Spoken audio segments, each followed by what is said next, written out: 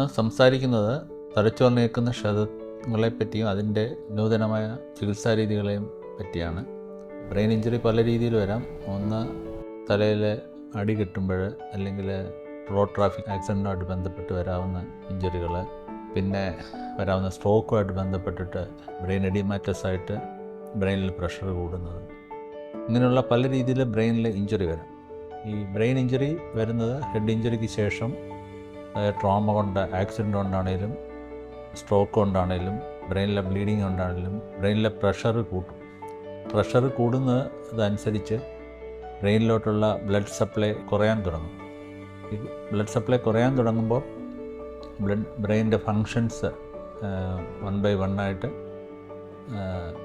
Affected ആവും. അത് ഒരു ലെവലിനപ്പുറം പോയി കഴിഞ്ഞാൽ ബ്രെയിനിൽ അത് പെർമനൻറ്റ് ഡാമേജ് ഉണ്ടാക്കും.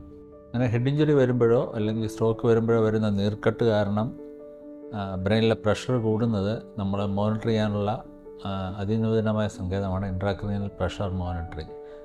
അതായത് നമ്മളൊരു ട്രാൻസ്ഡ്യൂസർ ബ്രെയിനുള്ളിലോട്ട് കടത്തിയിട്ട് അത് വെച്ചിട്ട് കണ്ടിന്യൂസ് ആയിട്ട് ബ്രെയിനിലെ പ്രഷർ മോണിറ്റർ ചെയ്യും. ജസ്റ്റ് ലൈക്ക് ഹാർട്ട് ECG ചെയ്ത് മോണിറ്റർ ചെയ്യുന്ന പോലെ ബ്രെയിനിൻ്റെ ഫങ്ഷൻസ് മോണിറ്റർ ചെയ്യാനുള്ള അതിനൂതനമായ ഒരു സാങ്കേതിക വിദ്യയാണ്. അത് വെച്ചിട്ട് ബ്രെയിനിലെ പ്രഷർ ചേഞ്ചുകൾ നമുക്ക് വളരെ പെട്ടെന്ന് കണ്ടുപിടിക്കാൻ സാധിക്കും. സാധാരണഗതിയിൽ ബ്രെയിനിലെ പ്രഷർ ചേഞ്ചുകൾ കണ്ടുപിടിക്കാൻ നമ്മൾ കണ്ണിലെ കൃഷ്ണമണികളും അതുപോലുള്ള ബോധത്തിൻ്റെ ലെവല് അതൊക്കെയാണ് ഉപയോഗിക്കുന്നത്. അതൊക്കെ ആ പ്രഷർ ഒരു ലെവലിനപ്പുറമായി കഴിഞ്ഞാൽ, അതായത് ഒരു ക്രിട്ടിക്കൽ ലെവലായതിനു ശേഷമാണ് ഇതൊക്കെ നമുക്ക് ക്ലിനിക്കലി ഒബ്സർവ് ചെയ്യാൻ പറ്റുന്നത്. അതേസമയം ഈ ഇൻട്രാക്രീനിയൽ പ്രഷർ മോണിറ്ററിങ് കൊണ്ട് പ്രഷർ കൂടാനുള്ള ട്രെൻഡ് കാണിക്കുമ്പോൾ തന്നെ നമുക്കറിയാൻ പറ്റും ബ്രെയിനിലെ നീർക്കെട്ട് കൂടുകയാണ്, ബ്രെയിനിൽ അതിനുള്ള അനുബന്ധമായ ചികിത്സ വേണമെന്നുള്ളത്.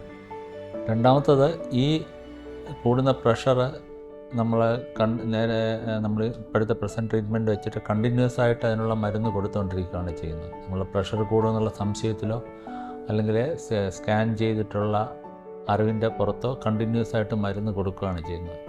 നമ്മൾ ഈ പ്രഷർ മോണിറ്റർ യൂസ് ചെയ്യുമ്പോൾ, ഈ ട്രാൻസ്ഡ്യൂസർ യൂസ് ചെയ്യുമ്പോൾ നമുക്ക് പ്രഷർ എപ്പോഴാണ് കൂടുന്നത് അപ്പോൾ മാത്രം മരുന്ന് കൊടുക്കുക, പ്രഷർ കുറയ്ക്കുക, അങ്ങനെ ആ മരുന്നിൻ്റെ അളവ് കുറയ്ക്കാൻ സാധിക്കും. രണ്ടാമതായിട്ട്, ഈ പ്രഷർ ട്രാൻസ്ഡ്യൂസറിനുള്ളിൽ തന്നെ ബ്രെയിനിലെ നീര് വലിച്ച് കളയാൻ പറ്റുന്ന, എന്ന് പറഞ്ഞാൽ ബ്രെയിനിലെ CSF ഡ്രെയിൻ ചെയ്ത് കളയാനുള്ള മാർഗ്ഗമുണ്ട്. അപ്പോൾ പ്രഷർ കൂടുന്ന സമയത്ത് ഈ ബ്രെയിനിലെ നീര് ഈ ട്രാൻസ്ഡ്യൂസർ ഉപയോഗിച്ച് അല്ലെങ്കിൽ CSF ഈ ട്രാൻസ്ഡ്യൂസർ ഉപയോഗിച്ച് റിമൂവ് ചെയ്യുകയും പ്രഷർ കുറയ്ക്കുകയും അത് നമുക്കത് മോണിറ്ററിൽ കാണാൻ സാധിക്കുകയും ചെയ്യും.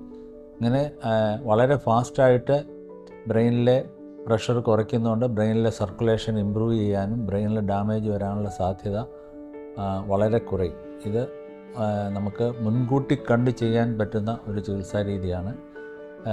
ബ്രെയിനിൻ്റെ നീർക്കെട്ട് എപ്പം ഒരു ഹെഡ് ഇഞ്ചുറിക്ക് ശേഷമോ സ്ട്രോക്കിന് ശേഷമോ അല്ലെങ്കിൽ ഒരു ബ്ലീഡിങ്ങിന് ശേഷം എപ്പോൾ വരുമെന്ന് നമുക്ക് പറയാൻ പറ്റില്ല. അപ്പം ഈ ഒരു ചികിത്സാ രീതി വെച്ച് കുറച്ചുകൂടി എഫക്റ്റീവായിട്ടുള്ള, മുൻകൂട്ടി കണ്ടിട്ടുള്ള, നമുക്ക് നേരത്തെ കണ്ടിട്ടുള്ള എഫക്റ്റീവായ ട്രീറ്റ്മെൻറ്റുകൾ ചെയ്യാൻ സാധിക്കുന്നതാണ്.